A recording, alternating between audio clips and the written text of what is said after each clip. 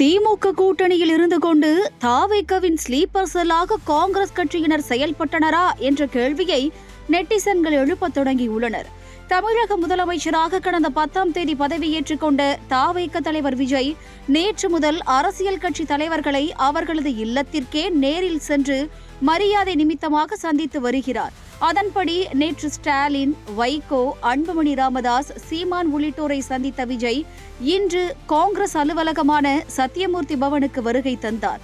அங்கு அவருக்கு காங்கிரஸ் கட்சியினர் பெரும் திரளாக கூடி உற்சாக வரவேற்பு அளித்தனர். கூட்டம் அதிகமாக இருந்ததால் அங்கு தள்ளுமுள்ளும் ஏற்பட்டது. சமூக வலைதளங்களில் வைரலாகும் இது தொடர்பான வீடியோக்களை பார்க்கும் நெட்டிசன்கள் இது காங்கிரஸ் அலுவலகமா அல்லது தாவேக அலுவலகமா என கேள்வி எழுப்ப தொடங்கியுள்ளனர். அத்துடன் தேர்தலுக்கு முன்பு திமுக கூட்டணியில் இருந்து கொண்டே காங்கிரஸ் கட்சியினர் தாவேகவின் ஸ்லீப்பர் செல்லாக செயல்பட்டிருக்கலாம் என்ற எண்ணம் இந்த வீடியோவை பார்க்கும்போது எழுவதாகவும் அவர்கள் கருத்துக்களை பதிவிட்டு வருகின்றனர். மேலும் திமுக கூட்டணியை வீழ்த்திய ஹம்சாவா காங்கிரஸ் எனவும் கேட்கின்றனர்.